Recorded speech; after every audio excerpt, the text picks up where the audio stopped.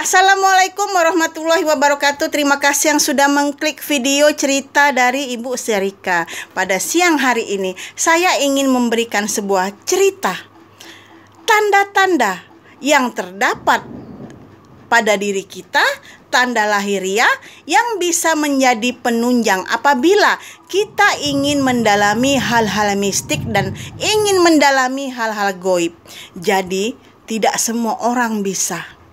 Dia harus memiliki tanda-tanda, ciri-ciri yang akan saya jelaskan pada video saya kali ini. Yang pertama, apabila dia lahir terbungkus. Ada semacam kayak balon ya. Itu ada kan bayi, kalau lahir itu berbungkus dia. Di dalam bungkusan. Ya kan? Dan itu pun terjadi kepada saya ya. Waktu saya lahir dulu memang saya berbungkus gitu kan. Tetapi kedua orang tua saya tidak menerapkan hal apa-apa gitu. Karena mereka tidak mau ya. Karena mereka termasuk yang fanatik dalam agama. Jadi ketika bayi itu lahir berbungkus. Terbungkus seperti tipis ya. Kayak balon lah ya. Balon yang kita tiup itu tipis itu. Nah apabila bungkusan itu dibuang di kawah gunung, itu orang tersebut jika besar dia bisa menjadi kebal. Jadi dia bisa mendalami ilmu kebal. Jadi seperti itu. Apabila dia lahir berbungkus, dan apabila bungkus itu pun bisa dijadikan jimat untuk hidup dia. Tapi itu kan termasuk syirik ya. Jadi banyak orang tidak mau melakukannya. Ciri yang kedua, dia lahir sungsang.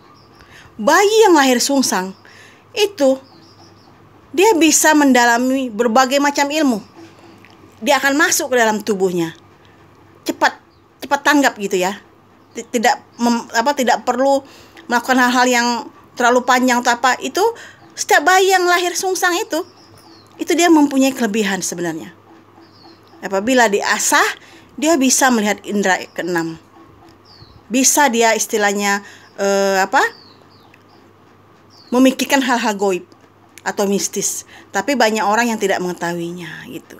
Tetapi bayi yang lahir sungsang itu akan kelihatan manis sekali wajahnya. Banyak orang yang suka. Itu ciri bayi yang lahir dalam keadaan sungsang. Nah, jadi kedua syarat itu bisa menjadi penunjang. Apabila ingin mendalami hal-hal mistis, mendalami hal-hal gaib, itu bisa menjadi penunjang. Jadi seperti itu. Nah, ada lagi ciri yang sangat mengerikan. Dan ini walau alam ya, saya pun dapat cerita dari orang dulu lah ya, dari wak saya dulu lah, ada dari cerita seperti ini. Jadi kalau kita mengambil istri itu jangan yang ada tai lalat di kemaluannya.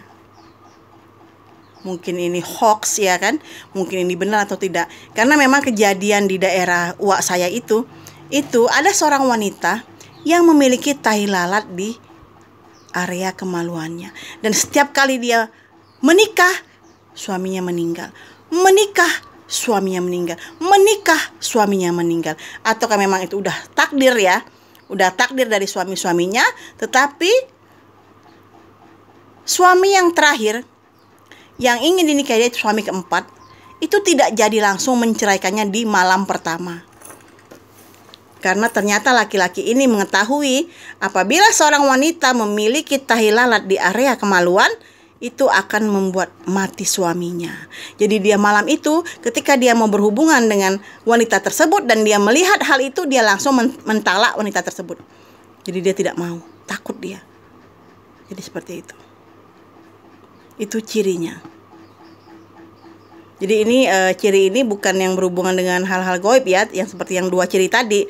Tapi apabila wanita tersebut memiliki tanda hitam di area kemaluannya, itu kejadian seperti itu.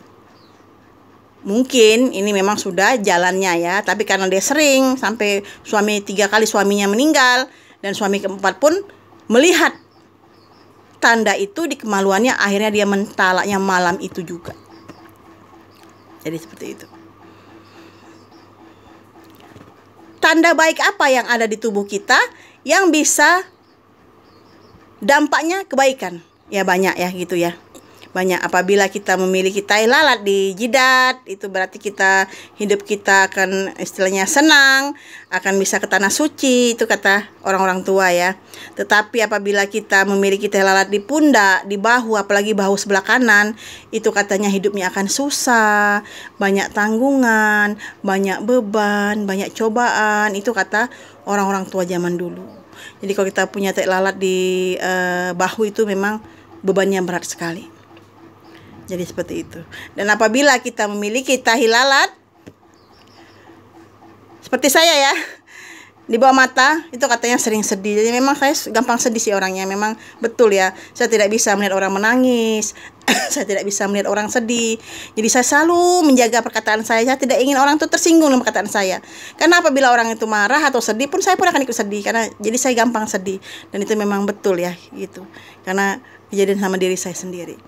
Dan tanda apa lagi? Apabila kita memiliki tanda tai lalat di sekitar bibir, itu biasanya rajin cuap-cuap dia.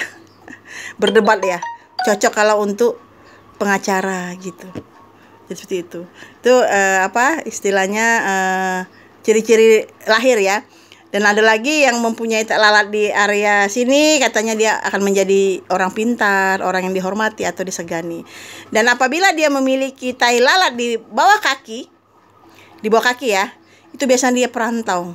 Dia akan merantau meninggalkan tanah kelahirannya, pergi jauh.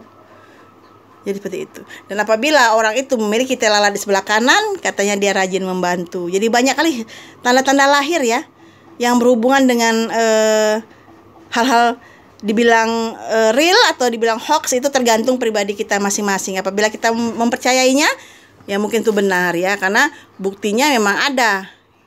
Jadi seperti yang saya rasakan lah, memiliki tai lalat di bawah mata, itu saya sering sedih, sering menangis. Jadi seperti itu. Jadi ciri-ciri ini yang positifnya ya, tidak semuanya yang bisa dianggap mistis atau goib gitu. Tetapi kalau yang lahirnya berbungkus, yang lahirnya sungsang, itu biasanya bisa dipakai indera keenamnya. Jadi seperti itu.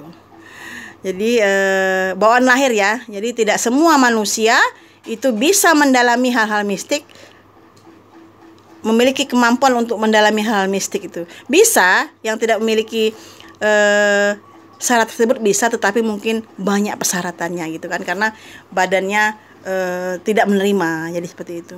Itulah cerita saya pada siang hari ini. Terima kasih yang sudah mendengarkan cerita saya. Mohon bantuannya untuk like, komen, dan share. Terima kasih. Assalamualaikum warahmatullahi wabarakatuh.